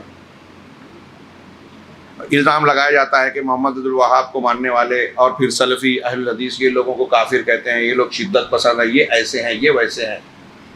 اور یہ دیکھیے یہاں یہ معاملہ ہے, شدت پسندی کہاں ہے, تکفیر کہاں ہے, خارجیت کہاں ہے, باطنیت کہاں ہے؟ ان گروہوں میں ہے. وَمَن لَمْ يَحْكُمْ بِمَا أَنزَلَ اللَّهُ فَأُولَٰئِكَ هُمُ الْكَافِرُونَ کا غلط معنی کر کے نوجوانوں کو غلط راستوں پر ڈالا گیا, خارجیت اختیار کی گئی, اور پورے عالم اسلام میں افراتفری, شدت پسندی پھیلائی گئی. مسلمانوں کا صرف اور صرف نقصان ہوا. اس سے غیر مسلم دنیا کو یہ موقع ملا کہ مسلمانوں کو بدنام کرے, اور یہ ہو رہا ہے. اور وہ اعلی کار بنتے ہیں, یہ استعمال ہوتے ہیں. ان کو الزام نہیں ڈالا جاتا, سلفیوں پہ الزام ڈالا جاتا ہے. کرتے یہ ہیں, سلفیوں کو متہم کیا جاتا ہے, جن کا یہ موقف ہی نہیں ہے. بم دھماکہ کرنا, شدت پسند, سلفی نہیں کرتے. قرآن حدیث کو ماننے والا ایسا کر ہی نہیں سکتا, کیونکہ اس کی تعلیم ایسی نہیں ہے, کیونکہ وہ حاکمیت الہی پورے اسلام اور پورے دین کے معاملے میں یہ مانتا ہے کہ ایک چھوٹے سے چھوٹا کام بھی اگر کرنا ہے تو ہم یہ دیکھیں گے کہ اللہ اور رسول اللہ صلی اللہ علیہ وسلم کا کیا حکم ہے. یہ ہے حاکمیت کا وسیع اور بڑا معنی. چنانچہ شیخ کہہ رہے ہیں کہ وفی الوقت نفس ہی لائق، یہ جو سیاسی معاملے میں کہہ رہے ہیں کہ اللہ کی حاکمیت ہونا چاہیے، اسی وقت یہ اپنے عقیدے میں اللہ کی حاکمیت کو نہیں مانتے، نہ اپنی عبادات میں مانتے ہیں اور نہ اپنے اخلاق میں مانتے ہیں۔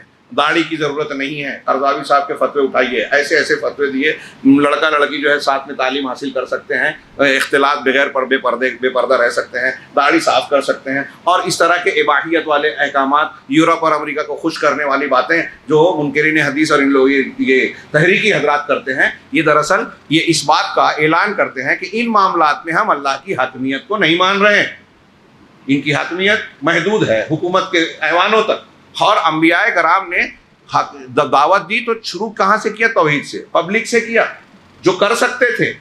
حکومت سے لڑ نہیں سکتے تھے تو لڑے نہیں، حکومتوں کو چیلنج نہیں کیا۔ ہاں، یہ حکومتوں سے لڑنے کی بات کرتے ہیں جو نہیں کر سکتے آپ، اور پبلک کو اس کی اصلاح نہیں کرتے جو کر سکتے ہیں، جو نبیوں کا طریقہ ہے۔ دیکھیے سارا معاملہ الٹ گیا تو نتائج بھی الٹ گئے۔ چنانچہ یہ اپنی حقیقت میں یہ ہے کہ یہ اللہ کی حاکمیت کی بات تو کرتے ہیں لیکن اپنی خواہشوں کو حاکم بناتے ہیں، خواہش پرستی کرتے ہیں، اور اللہ کے دشمنوں کی پیروی کرتے ہیں اس معاملے میں۔ اور کہتے کیا ہیں؟ نتیجہ کیا ان کے ہاں اصطلاحات دیکھیے کہ ڈیموکراتیہ اسلامیہ، یعنی اسلامی جمہوریت،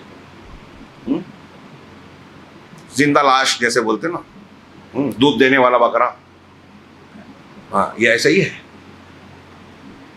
کہا ڈیموکراتیہ اسلامیہ، اسلامی جمہوریت، اشتراکیہ اسلامیہ، اسلامی اشتراکیت، کمیونزم، سوشلزم، اسلامک سوشلزم، تمثیل الاسلام، اسلامی ڈرامہ، اسلامی فلم، اور پھر ابھی ہو سکتا ہے کہ ابھی جو یہ ڈانس کو کیا بولتے ہیں، وہ جو پروگرام ہوتا ہے،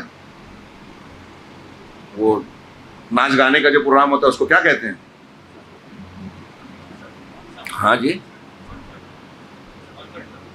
آن سیٹ، یہ ڈسکو اس کو جو ہوتا ہے تو اسلامک ڈسکو اس کو بھی بنا دیں گے اسلامک، کہیں بھی لگا دو اسلامک، مذاق ہے، ہنسنے کے لیے نہیں۔ یہ ان کی یہ جو باتیں ہیں نا ایسی ہی ہے۔ شیخ نے اس کا ذکر کیا کہ دشمنوں کی چیز اختیار کر کے اس سے اسلام کا جو ہے چرکا لگا رہے ہیں۔ میں نے اس درس میں بتایا تھا کہ منافقین کا کیا معاملہ تھا کہ اپنی عقل لگاتے تھے، کہتے تھے قرآن حدیث کو اور اس کو ہم ملا کے چلنا چاہتے ہیں۔ ایسے یہ کہتے ہیں کہ جمہوریت اور اسلام کو ملا رہے ہیں، فلاں چیز کو اور اسلام کو ملا رہے ہیں۔ اسلام میں کمی ہے جو وہاں سے لیں گے آپ، اسلام میں کوئی کمی نہیں ہے۔ اس کو کسی سے مدد لینے کی، کہیں کی فکر کو شامل کرنے کی ضرورت بالکل نہیں ہے۔ یہ اسلام کے نام پر اسلام کے خلاف جاتے ہیں۔ تو کہا کہ کہہ رہے ہیں کہ فَكُلُّ مَا يَقْذِفُ بِهِ الْغَرَبُ، چنانچہ شیخ نے کہا کہ یہ مغرب کی دنیا کی طرف سے جو کچھ بھی پھینکا جاتا ہے یہ اس کے پیچھے دوڑ پڑتے ہیں، اور جو کچھ مغرب کی دنیا کی طرف سے آتا ہے مسلمانوں کی طرف سب سے پہلے استقبال کرنے والے گروپ میں یہی لوگ ہوتے ہیں جو دین کی اسلامی حاکمیت کی بات کرتے ہیں۔ ان لہذه الادواء التي يكذب، کہہ رہے ہیں کہ ان بیماریوں کو قبول کرنے والے جس کو کہ دشمن مسلمانوں کی طرف اچھالتے ہیں، پھینکتے ہیں۔ چنانچہ ہمیں چاہیے کہ ہم اپنے عقائد میں، اپنی عبادات میں اور زندگی کے سارے معاملات میں اللہ کو حکم بنائیں، اور سیاسی پہلو میں جو حکم ہے اس میں واجب ہے کہ اللہ عز و جل کے لیے ہی یہاں احکامات ہوں۔ کسی بھی حاکم کے لیے یہ جائز نہیں ہے کہ اللہ کے احکامات کو چھوڑ کر اس کی مخالفت میں کوئی فیصلہ کرے، اگرچہ وَإِلَّا إِن كَانَ مُسْتَحِلًا، اگر کوئی شخص دین اللہ اور اس کے رسول، یہاں بہت غور سے سنیے گا، اس آیت کا معنی واضح ہوگا، اللہ کے نازل کیے ہوئے احکامات کے علاوہ کسی دوسری چیز کے ذریعے سے فیصلہ کر رہا ہے تو اگر وہ اس کو حلال سمجھتا ہے کہ ایسا کرنا جائز ہے، ایسا کرنا صحیح ہے، اگر ایسا سمجھ کے کر رہا ہے تو وہ کافرین میں سے بھی ہوگا، ظالمین میں سے بھی ہوگا، فاسقین میں سے بھی ہوگا۔ کون سا کافر؟ کفر اکبر، فسق اکبر، ظلم اکبر۔ دماغ میں اچھی طرح بٹھائیے جو میں بتا رہا ہوں، ہر ایک کو ہم یہ حکم نہیں لگا سکتے۔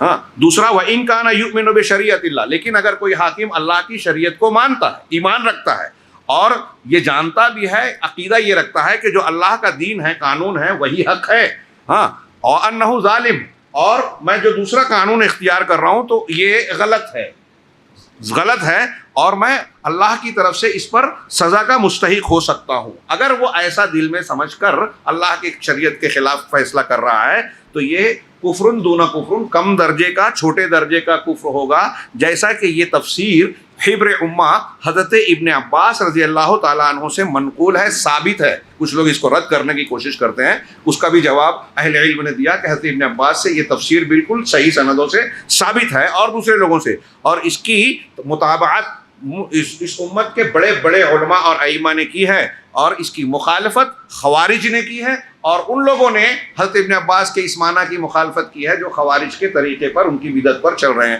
یہ دماغ میں اچھی طرح سمجھ لیجئے کہ اگر کوئی آدمی، خارجیوں کا آگے شیخ نے بیان کیا کہ خارجی یہ اکبر الکبائر میں سے ہے، اور خارجیوں کا یہ اصول ہے کہ اگر کوئی شخص، کوئی مسلمان گناہ کبیرہ کا ارتکاب کر بیٹھے تو وہ اسلام سے خارج ہو جائے گا.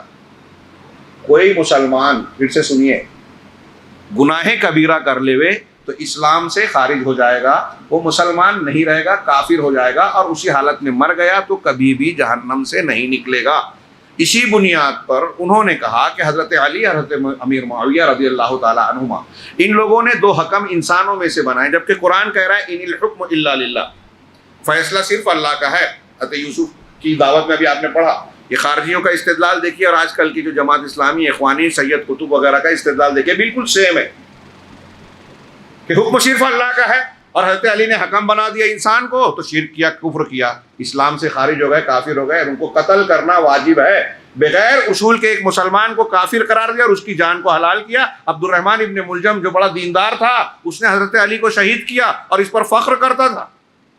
ایسے ہی یہ اسلام پسند ہے آج کل، جو مسلمانوں کو قتل کرنا جائز سمجھتے ہیں، یہ فتویٰ دیتے ہیں کہ یہ کافر ہو گئے. مسلمان حکام، ان کا ساتھ دینے والے علماء، یہ ان کے درباری علماء ہیں، حیض و نفاس کے علماء ہیں، یہ طہارت کے مسائل بیان کرنے والے علماء ہیں. ان کو واقعہ اور حالات کا کیا علم، فقہ واقعے سے کیا معلوم. اس طرح تحقیر کرتے ہیں جو یہود و نصارہ کا ایجنڈا ہے اور قیامت کی نشانی میں سے ہے کہ ہمارے یہاں فتنے اس وقت آئیں گے جب آپ علماء کی قدر و قیمت نہیں پہچانیں گے. ہماری نوجوان نسل علماء سے، یعنی علم دین سے کٹ جائے گی. علماء سے کٹنے کا مطلب علم سے کٹنا. یہ فتنہ کہاں کہاں تک جاتا ہے، اور میں نے کئی مرتبہ کہا، تفصیلی تقریروں میں بیان کیا کہ اس جدید دور کی خارجیت نے عالم اسلام کو جان مال کا بدنام کرنے کا جتنا نقصان پہنچایا ہے اتنا کسی اور چیز نے نہیں پہنچایا ہے. اگرچہ اس سے زیادہ بڑی برائیاں وہ قبر پرستی، شرکیات اور خرافات کی شکل میں پائی جاتی ہے، لیکن مسلمانوں کے ڈھانچے کو جتنا اس نے نقصان پہنچایا کسی نے نہیں. اور یہیں سے غیر مسلموں کے اعلی کار ملا، ساری سازشیں ہوتی ہیں، اس میں یہ کام آتے ہیں غیر مسلموں کو. تو کہا کہ یہ خارجی جو ہے کافر قرار دیتے ہیں گناہ کی وجہ سے. اب یہ وَمَن لَّمْ يَحْكُم بِمَا أَنزَلَ اللَّهُ فَأُولَٰئِكَ هُمُ الْكَافِرُونَ کے بارے میں فرق دیکھیے. خارجیوں کے اصول کے مطابق آپ اور ہم یہاں بیٹھے ہوئے ہیں، جھوٹ بولنا گناہ کبیرہ ہے، کچھ مقامات پر جائز بھی ہے، اس کو مستثنیٰ کریں. ایک آدمی نے جھوٹ بولا تو خارجیوں کے اصول سے وہ اسلام سے خارج ہو گیا، کافر ہو گیا، مر گیا تو ہمیشہ جہنم میں رہے گا. ایک مسلمان نے زنا کا ارتکاب کر لیا، ہوگا کہ ہوتا ہے، بہت سے مسلمان کر بیٹھتے ہیں، اللہ محفوظ رکھے ہمیں سب کو. تو زنا کر لیا، زنا گناہ کبیرہ ہے، خارجیوں کے اصول سے وہ اسلام سے خارج ہو گیا. حضرت علی، حضرت امیر معاویہ وہ جب خارج ہو گئے تو ہم کیا ہے، اور ان کی جان کو مار دیا. یہ ان کا اصول ہے. تو وہ سارے گناہوں میں کہتے ہیں، لیکن ہمارے یہاں یہ ایک فرق یہ بھی دھیان میں رکھیے کہ خارجی جو ہے اس زمانے کے جو خارجی تھے ان کا یہ اصول تھا کہ کبیرہ گناہ کیا تو اسلام سے خارج. ہمارے زمانے کے جو خارجی ہیں، یہ جو تحریکی حضرات، اور میں نام لے رہا ہوں، کچھ لوگوں کو برا لگتا ہے لیکن میں اس کی ضرورت سمجھتا ہوں، اور یہ طنز کے لیے نہیں کہتا، اللہ مجھے بچائے. ہاں، ان کے یہاں صرف اللہ کے قانون کے علاوہ کوئی قانون مانا تب کافر ہوں گے، ورنہ آپ شراب پیو کوئی بات نہیں، آپ صحابہ کرام کو برا بھلا بولو کوئی بات نہیں. ان کے نزدیک جدید دور کے خارجی، آپ جو ہے وہ میلاد پڑھو، قبر پہ کوئی شرکیہ کام کرو کوئی بات نہیں، کیونکہ یہاں حاکمیت کا مسئلہ ہی نہیں ہے، حکومت میں ہے، قانون میں ہے نا. کتنی بڑی گمراہی. پرانے خارجیوں سے بھی زیادہ گئے گزرے ہیں یہ آج کے خارجی. ان کو دین سمجھا ہی نہیں ہے، توحید سمجھی نہیں ہے، حاکمیت کا معنی ہی نہیں سمجھا. تو شیخ نے بیان کیا. اچھا، ایک بات یہ کہ یہ تمام گنہگاروں کو کافر کہتے تھے. ایک بات جو میں نے پھر سے دہرانی چاہیے کہ اگر کوئی شخص کوئی فیصلہ دوسرے قانون سے کر رہا ہے، یہود و نصارہ کے قانون سے، یہ سمجھ کے کر رہا ہے کہ یہ کرنا جائز ہے. 3-4 شکلیں ہیں اس کی. یہ اگر کوئی یہ سمجھے کہ یورپ کا قانون، ہندوستان کا قانون اللہ کے قانون سے بہتر ہے تو وہ کافر ہو جائے گا، کفر اکبر. اگر وہ سمجھے گا کہ جیسے اللہ کا قانون ہے ویسا ہی یہ قانون ہے تو بھی کافر ہو جائے گا. اگر کوئی یہ سمجھے کہ وہ قانون تو ہے لیکن وہ قانون ہم صحیح مانتے ہیں، اللہ کا قانون ہے لیکن اس کو صحیح نہیں مانتے، اب اس کے بعد مجبوراً ایک آدمی مانتا ہے اور ایک بغیر مجبوری کے، جو مجبوری کے بغیر مان رہا ہے وہ گنہگار ہوگا، اور جو مجبوری میں مان رہا ہے وہ گنہگار بھی نہیں ہوگا. مثال کے طور پہ ہم اور آپ، ہم میں کوئی مسلمان ایسا ہے، جیسے مولانا مودودی صاحب نے کہا کہ ووٹ دینا کفر ہے، شرک ہے. یہ کہتے ہیں کہ اگر آپ ووٹ دے رہے ہیں تو ممبر اسمبلی، ممبر پارلیمنٹ کو آپ یہ حق دے رہے ہیں کہ وہ قانون بنائے. قانون بنانا اللہ کا حق ہے. یہ سورہ مائدہ کا ایک مضمون یہ بھی ہے کہ قانون بنانا صرف اللہ کا حق ہے. بالکل صحیح بات ہے، بالکل صحیح. تو یہ کہہ رہے ہیں کہ آپ مولانا مودودی صاحب کا کہنا تھا پہلے جماعت اسلامی یہی مانتی تھی، آج کل تو اس نے بھی سیاسی پارٹی بنا لی ہے. جو پہلے شرک تھا ان کے یہاں شرک نہیں رہا، یہ بھی چینج ہو گیا. بتائیے کیسے، کس نے منسوخ کیا معلوم نہیں. تو ان کے یہاں کہتے تھے کہ انہوں نے کہا کہ ووٹ دینا شرک ہے. کیوں؟ اس لیے کہ آپ اسمبلی یا پارلیمنٹ میں کسی کو ووٹ دے رہے ہیں تو اس کو قانون سازی، قانون بنانے کا حق دے رہے ہیں، اور قانون بنانا اللہ کا حق ہے، فیصلہ اللہ. اس لیے آپ مشرک ہو گئے، ووٹ دے دیا. تو میرا اکثر یہ سوال ہوتا ہے کہ آپ جو دیندار، دین کو جاننے والے اہل علم جو مسلمان ہیں، ان کو چھوڑ کر کسی چلتے پھرتے مسلمان سے جس کو دین کی معلومات بھی زیادہ نہیں ہے، اس سے آپ پوچھئے کہ جو اسمبلی اور پارلیمنٹ میں جو قانون بنتا ہے وہ اور جو اللہ کا قانون ہے، کیا آپ دونوں کو سیم مانتے ہو؟ ہاں، ٹی وی چینل پہ یہ سوال کیا جاتا ہے آج کل مسلمانوں سے پھنسانے کے لیے. ہمارے اویسی صاحب سے کیا گیا، دوسرے مسلمانوں سے کیا جاتا ہے، عالم ایک تھے مفتی صاحب، ان سے کیا گیا، اور لوگ آئیں بائیں کرنے لگتے ہیں کہ وہ ہم کو شریعت، ہندوستان کا آئین ہی ہم کو یہ اجازت دیتا ہے. اویسی صاحب نے جواب دیا بچتے ہوئے کہ آئین اجازت دیتا ہے کہ ہم جو ہے اپنے دین اور مذہب کو مانیں. پلٹ کے پوچھئے کہ آپ کا ہندو دھرم کا قانون جو آپ پوچھ رہے ہیں یہ زیادہ آپ کے نزدیک اہم ہے یا ہندوستان کا بنایا ہوا قانون؟ اگر وہ کہہ دیتے ہیں کہ ہاں کچھ قوانین کو ہم نہیں مانتے، کہاں نہیں مانتے؟ بھائی آپ نے بابری مسجد کے توڑنے کے سلسلے میں فیصلے میں یہ کہا، سپریم کورٹ نے یہ کہا کہ ثبوت تو نہیں ہے لیکن لوگوں کی آستھا ہے، لوگوں کی مرضی ہے، اس لیے ہم بنا رہے ہیں. تو آپ نے قانون کو بڑا بنایا یا آستھا کو بڑا کیا؟ اس کو بڑا بنایا. اور یہ ایک معاملہ نہیں ہے، ایسے دسیوں ہیں. آپ خود کہتے ہیں، آپ کے یہاں لوگ کہتے تھے کہ سپریم کورٹ کا قانون کا کوئی بھی فیصلہ ہم نہیں مانیں گے. تو آپ نے کس کو بڑا مانا؟ آپ جس کو بڑا مان رہے ہیں تو کوئی بات نہیں ہے. ایک مسلمان یہ کہتا ہے کہ اللہ اور اس کے رسول کا قانون زیادہ بلند ہے. ارے اللہ اور اس کے رسول کے قانون کے تحت ہی حکومت کا قانون بھی ہے. یہ تو انسانوں کا بنایا ہوا ہے. آپ بنا دیں گے، آپ کو ہم کیا مانیں؟ جیسے آپ کی عقل ویسے میری. تو میرا قانون بنایا ہوا آپ مانو گے کیا؟ یہ کوئی ایسی چیز نہیں ہے جہاں دبا جائے. ہاں، سمجھانے کا طریقہ ہو سکتا ہے، اس میں علم کی ضرورت ہے، تفہیم کی ضرورت ہے، یہ الگ بات ہے. تو میں یہ سوال کر رہا ہوں کہ ایک بات بتائیے کہ اگر کوئی ممبر اسمبلی یا پارلیمنٹ کا بنایا ہوا قانون ہے تو کوئی عام مسلمان بھی یہ مانتا ہے کیا کہ یہ قانون اللہ کے قانون کی طرح ہے یا اس سے اچھا ہے؟ بتائیے، جواب دیجئے. نہیں. تو پھر آپ اس پہ فتویٰ دے رہے ہو کہ بھائی ہندوستان میں قانون ہے کہ آپ کو جو ہے لیفٹ سائڈ میں چلنا چاہیے. اب قرآن حدیث کہتا ہے کہ دائیں طرف سے چلنا چاہیے. سعودی عرب میں، مسلم ملکوں میں دائیں طرف سے چلنا ہے، یہاں لیفٹ چلنا ہے. بولیں گے نہیں، اسلام کا قانون یہ ہے اس لیے میں وہ چلوں. تو اب ہمیں پوچھوں جماعت اسلامی اور اخوانی لوگوں سے کہ آپ اگر ہندوستان میں لیفٹ چل رہے ہو تو اللہ کے قانون کے خلاف فیصلہ مان رہے ہو، کافر ہو گئے؟ جی کافر ہو گئے. ہے نا بے عقلی کی بات. ہم یہاں کا دستور ہے، یہاں نظام ہے، چل رہا ہے، اور اس سے کوئی ایسا ٹکراؤ نہیں ہے کہ مخالفت ہو رہی ہے شریعت کی. تو ٹھیک ہے. آپ یہ تو بولتے ہو کہ اگر آپ نے جو ہے ووٹ دے دیا تو قانون مان لیا.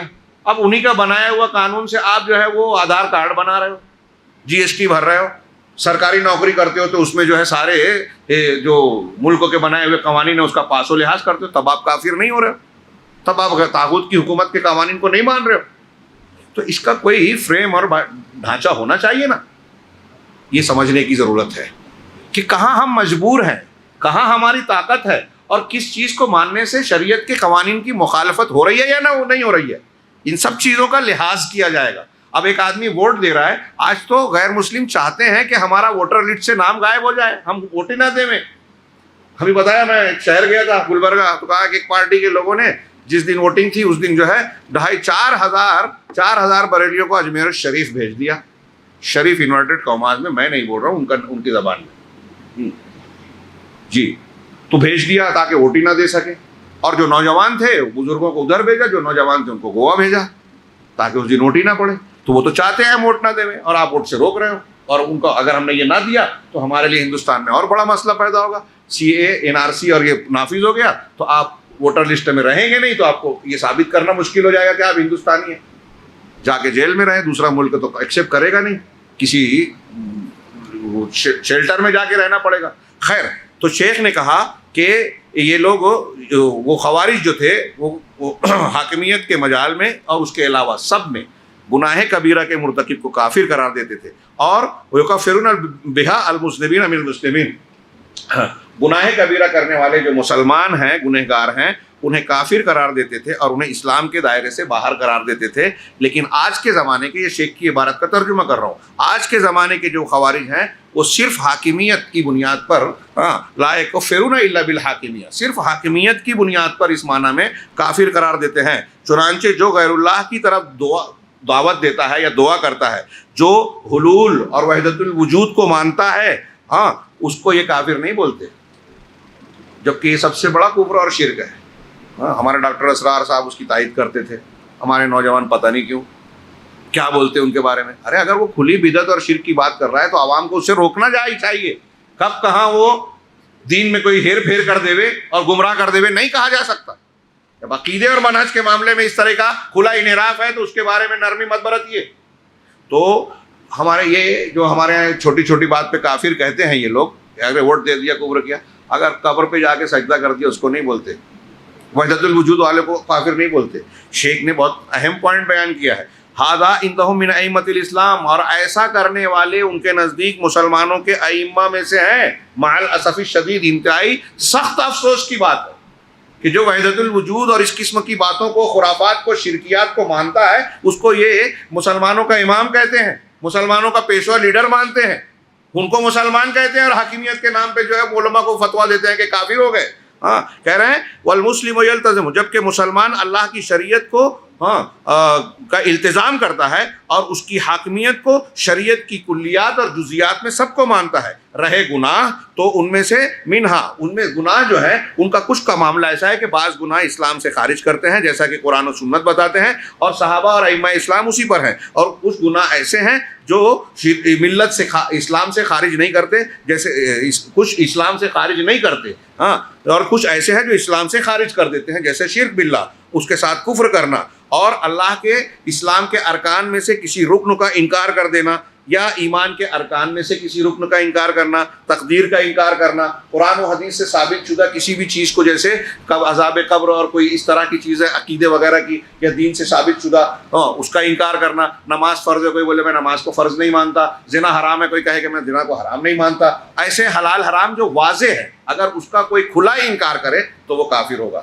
اور کافر کہنے کے لیے بھی بعض مرتبہ ایک آدمی کفر کرتا ہے، اس کو کافر نہیں کہہ سکتے۔ کیوں؟ کافر کہنے کے لیے اس کی شرائط کا ہونا ضروری ہے، موانع کا نہ ہونا ضروری ہے، ورنہ اس کو کافر نہیں کہا جائے گا۔ الا ان، لیکن کہہ رہے ہیں کہ یہ بات صحیح ہے کہ بہت ساری امت کے بہت سارے افراد شرک کی مختلف قسموں میں پڑ چکے ہیں، ائمہ سو اور ملاحدہ زنادقہ کے گمراہ کرنے کی وجہ سے ایسے لوگوں کو پیشوا بنایا جو شرک یا خرافاتی اور بدعتی چیزوں کو کی تبلیغ کرتے ہیں، اور ان کے پیچھے چل کے امت کا بہت بڑا طبقہ شرک اور خرافات میں جو ہے پڑ گیا ہے، اور ان کا دین ان پر ملتبس خلط ملط ہو گیا ہے۔ چنانچہ ہم یہ کہتے ہیں انت واقع فی الکفر، اگر ایسا کوئی شخص ہے تو تم جو کام کر رہے ہو، ہم اس کو کیا کہیں گے؟ یہ نہیں کہیں گے کہ تو کافر ہو گیا، یہ کہیں گے کہ تو کفر کا کام کر رہا ہے، تو کفر میں واقع ہو گیا ہے۔ لیکن جب تک کہ تم جاہل ہو، سمجھتے نہیں ہو، اس وقت تک ہم تم کو کافر نہیں کہتے اور تم پر جو ہے دلائل قائم کرتے ہیں کہ جو کام تم کر رہے ہو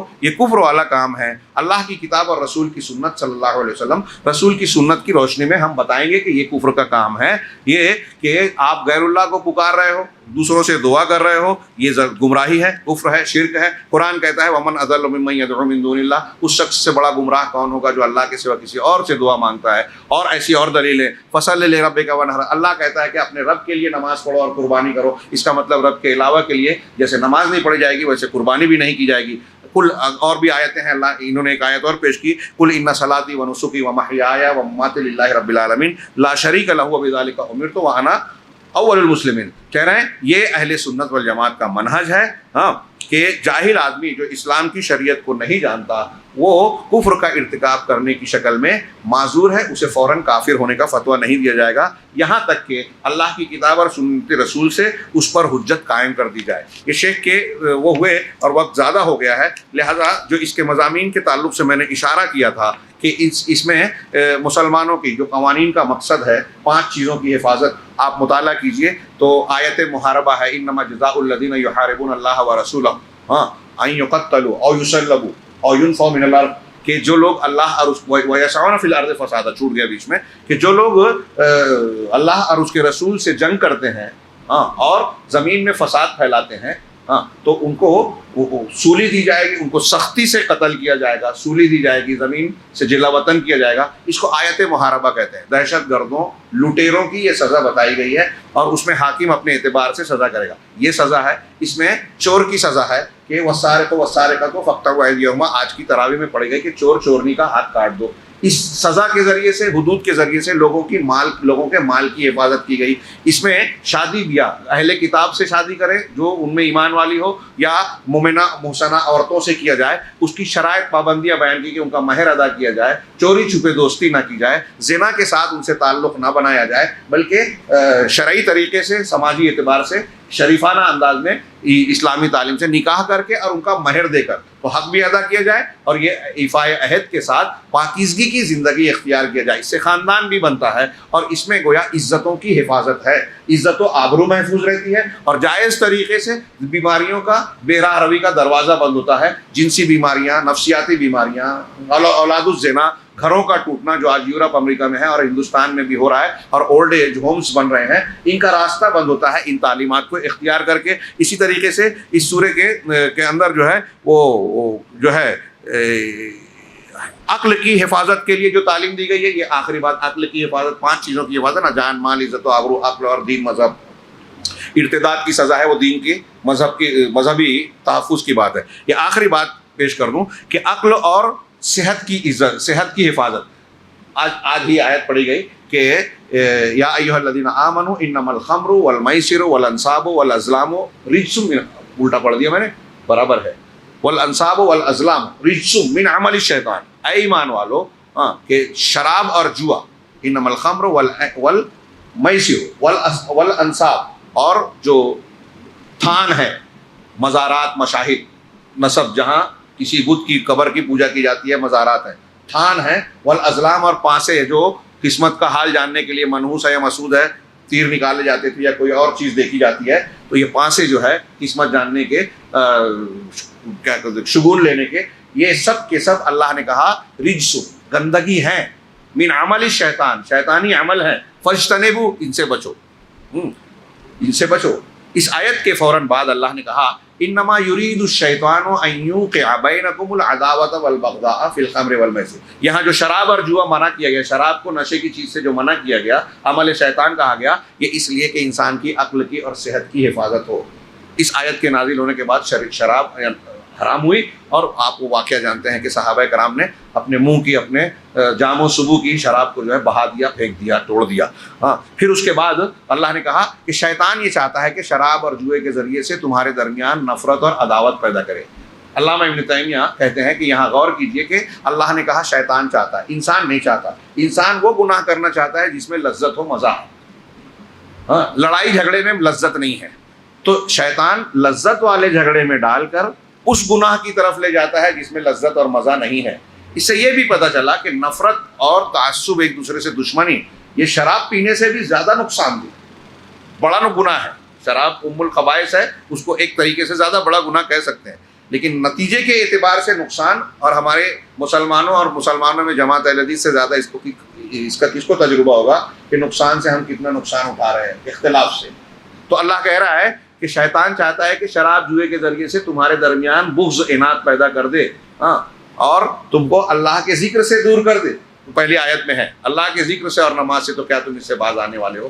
تو اس طریقے سے اس سورت کی ایک اہمیت یہ بتائی گئی کہ اس میں 5 جو دنیا کے قوانین کا مقصد بتایا جاتا ہے، 5 چیزوں کی حفاظت، وہ 5 چیزوں کی حفاظت کا کہ اس میں قوانین اور ضابطے بیان کیے گئے ہیں۔ ظاہر سی بات ہے کہ میں نے جو کچھ بھی پیش کیا یہ سرسری طور سے اس کے کچھ احکامات پر نگاہ ڈالی گئی ہے۔ اللہ کا کلام اس لائق ہے کہ اس کو غور سے پڑھا جائے، اس کے اصولوں اور ضابطوں کے تحت تدبر کیا جائے، اور اس کی ہدایات کو سمجھا جائے، تدبر کے بعد اس پر عمل کیا جائے، دوسروں تک پہنچایا جائے۔ اللہ رب العالمین ہمیں اس کی توفیق دے۔ وآخر دعوانا ان الحمد للہ رب العالمین، وصلی اللہ علی نبینا محمد۔